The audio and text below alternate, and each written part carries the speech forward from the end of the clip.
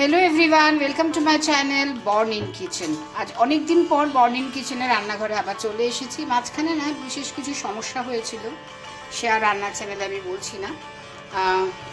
সে সে কারণে আসতে পারে। আজকে এসেছি, আজকে দেখাই কী কী করছি।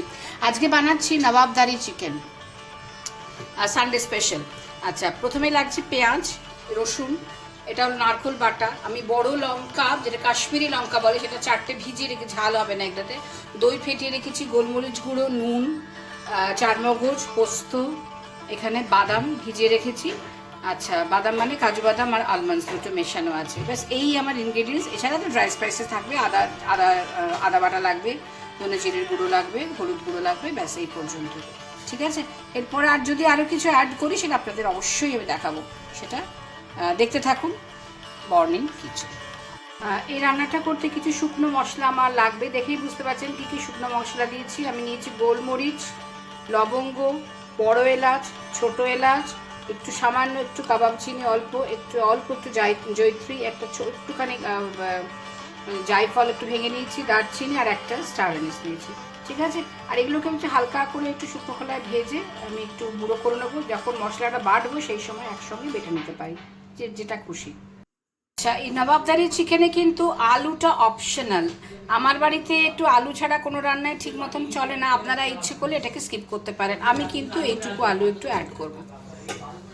আগে আলুটাকে নুন হলুদ একটু ভেজে নেব। দই আর একটু গোলমরিচের গুঁড়ো, এগুলো একটুখানি আমি আগে একটু দই চিকেনের মধ্যে একটু মাখিয়ে নেব। দই দিলাম, নুন দেব, এবার দেব হলুদ গুঁড়ো। আপাতত একটু কম দিলেও কোনো ক্ষতি নেই, পরে যেমন যেমন লাগবে সেই বুঝে আমি দিয়ে দিল। ব্যাস, আর কিছুটা দেবো না। এবার একটু সুন্দর করে এটাকে আগে একটু মেখে রাখবো। বেশিক্ষণ মাখার দরকার নেই, অনেক বেলা হয়ে গেছে। আমি একটু চটপট করে এটা আগে একটুখানি মেখে আলুটা ভাজতে ভাজতে যেটুকু ম্যারিনেশন হয় সেটাই যথেষ্ট, তার বেশি আর কিছু লাগবে না।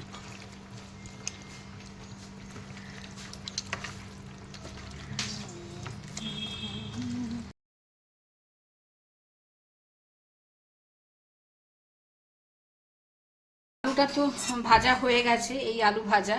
আচ্ছা, আর যেটা কড়ায় তেল, যে তেলটা গরম আছে সেই তেলের মধ্যে আমি আগে তেজপাতা, একটু কিছু মশলা আগে ভেজে তারপরে সেটাকে বাটতে হবে।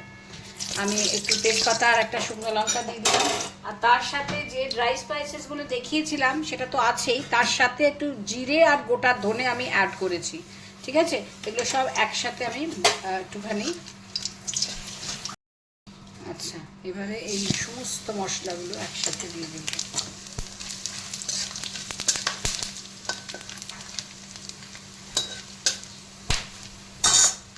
আচ্ছা, এর সাথে অবশ্যই আমি একটু বাদামগুলো দেব।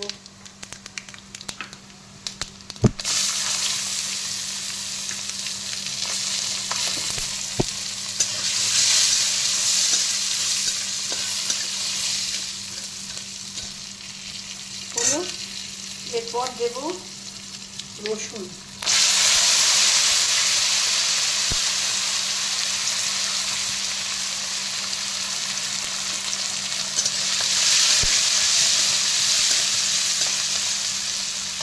তার সাথে দেবো পেঁয়াজ।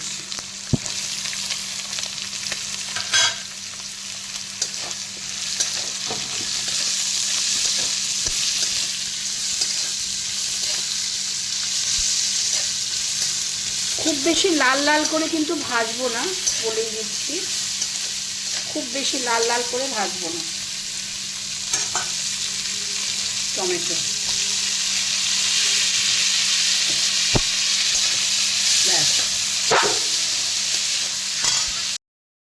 এই মশলাগুলো কিন্তু ভাজার কাজ শেষ। এবার এটাকে নামিয়ে ফেলবো, দিয়ে আর ঠান্ডা হয়ে গেলে বেটে নেব।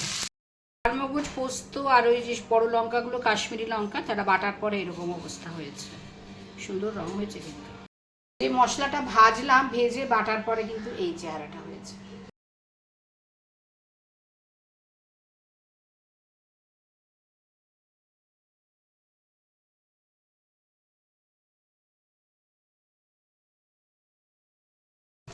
এই যে সবগুলো একসাথে ভাজতে দিয়েছি। এগুলো একটু ভাজা হয়ে গেলে মশলাগুলো এক এক করে আমি অ্যাড করব। আচ্ছা, এবার কিছু অ্যাড করব, দেখা যাক। এবার প্রথমে দেবো আদা বাটা। আর এক চামচ দিয়ে দেব। ব্যাস।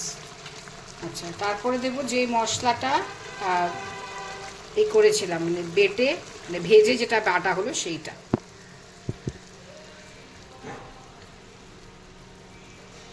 ব্যাস, এবারে খুব সুন্দর করে এটাকে মিক্স করব।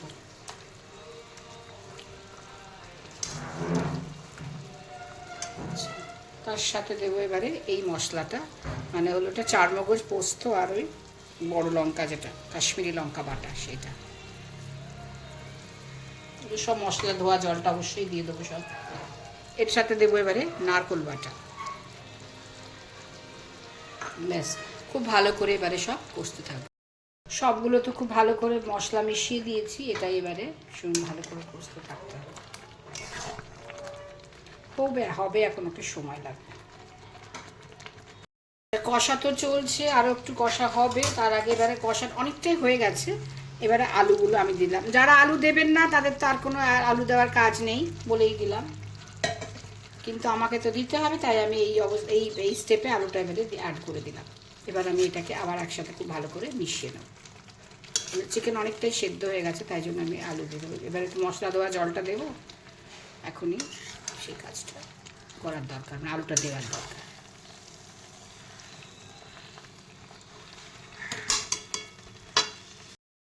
আচ্ছা, আমি এবারে না একটু কাশ্মীরি লঙ্কার গুঁড়ো, যদিও বাটাটা দিয়েছি, রঙটা খুব ভালোই এসেছে, খারাপ রঙ আসেনি, কিন্তু আরেকটু বেটার করার জন্য আমি একটু কাশ্মীরি লঙ্কার গুঁড়োটা একটু অ্যাড করছি। ঝালের জন্য তো আমি অনেক কাঁচা লঙ্কা দিয়েছি, মানে আমার প্রয়োজন অনুযায়ী আর কি। ব্যাস, হয়ে গেছে, হয়ে গেল। এবার একটুও চিনি দিইনি তো, প্রথম থেকে দেখেছেন আমি একটু এবারে টেস্ট অনুযায়ী আমি একটু চিনি অ্যাড করলাম। একটু সুগার না দিলে কখনোই ব্যালেন্স হয় না রান্নাতে।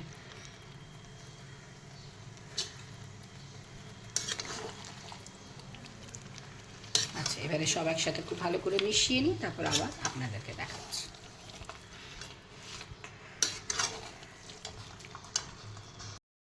রঙটা দারুণ এসেছে, খুব সুন্দর। আপনারা ক্যামেরায় কীরকম দেখতে পাচ্ছেন সেটা তো ব্যাপার একটা, কিন্তু আমি যেটা খালি চোখে যেটা দেখছি সেটা দুর্দান্ত রঙ এসেছে, খুব সুন্দর। ঠিক যেভাবে দেখালাম না, এই চিকেনটা, এই রেসিপিটা এইভাবেই একবার বানাবেন। আলু দেওয়ার মনে হয় না খারাপ হবে। তারপর যারা একদম আলু পছন্দ করেন না তাদের তো ব্যাপার আলাদা, তারা তো বলেই দিয়েছে তারা দেবেন না। এই দেখুন তেল ছাড়তে শুরু করে দিয়েছে, তাই তো। তারপরে আমি মশলা ধোয়া জলটাকে আমি আস্তে আস্তে অ্যাড করব। তেল তো ছাড়তে শুরু করেছে, ও আগেই দেখালাম। এবার আমি এই মশলা ধোয়া যে জলটা সেটাকে এবারে অ্যাড করে দেব। ব্যাস, এক্সট্রা আর কোনো ওয়াটার আমার দেওয়ার খুব একটা ইচ্ছে কিছু নেই। তারপর বুঝে শুনে, সব রান্না তো আগে থেকে কিছু বোঝা যায় না, আগে থেকে বলারও কোনো মানেই হয় না আর কি। আগে থেকে অত কিছু বোঝা যায় না, বুঝবো আগে, যেমন বুঝবো। যদি মনে হয় যে একটু ওয়াটার অ্যাড করার আরও দরকার আছে তখন করবো, আদারওয়াইজ করবো না। মনে হয় একটু করতে হবে, আমার মনে হচ্ছে। যারা খুব একদম ড্রাই পছন্দ করেন তাদের ব্যাপার আলাদা, কিন্তু আমার মনে হচ্ছে আর একটু এটা নাবাবো ঠিক এই টেক্সচারটাতে, কিন্তু এটা তো আরেকটু কোথাও একটু আলু একটু এগুলো একটু আরেকটু করে মজবে, তার জন্য আমাকে আরেকটু জল অ্যাড করতে হবে। হ্যাঁ, যেমন বললাম আমার মনে হচ্ছে একটু জল অ্যাড করা দরকার, তাই আমি এইটুকু জল একটু অ্যাড করলাম। ব্যাস, এবার একটু ঢাকা দিয়ে এটাকে রেখে দেবো। আর এখন এই মুহূর্তে এটাতে কোনো কাজ নেই, এগুলো যতক্ষণ না একদম সুন্দর করে সব একদম আলু টালুগুলো একটু সেদ্ধ হওয়া বাকি আছে, একটু সেদ্ধ টেদ্ধ সব হয়ে যাবে, তারপর আর কি লাস্ট অ্যাড করে নামাবো সেটা দেখাবো, আবার আসবো একটু পরে। এটাই ততক্ষণে একটু আর একটু মজে যাবে। এটা এবারে নামাবার টাইম হয়ে গেছে। এবার এটাতে একটুখানি আমি কসুরি মেথি অ্যাড করছি, একটু করি, না হলে তো আর একটু দিলে ভালো হয়। ঠিক আছে, আর লাগবে না। এবার এটাকে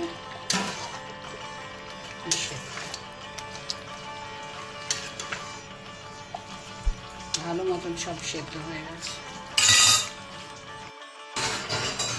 নবাবদারি চিকেন একদম রেডি টু সার্ভ। আমি এটা এবারে নামানোর ঠিক আগে একটু ফ্রেশ ক্রিম একটু দিয়ে দেবো, একটু এখানে দিলাম, আর একটা সার্ভিং যখন করবো সার্ভ করার টাইমে একটু সাজিয়ে দেখাবো। এই হলো কাবাব বাড়ি চিকেন। আশা করি এটা সকলের খুব ভালো লাগলো। রান্নাটি যদি ভালো লেগে থাকে অবশ্যই আমার চ্যানেলকে লাইক করবেন, শেয়ার করবেন অ্যান্ড সাবস্ক্রাইব করবেন। আসবো আবার পরের কোনো ভালো লাগা রান্না নিয়ে। সবাই খুব ভালো থাকবেন, সুস্থ থাকবেন। নমস্কার।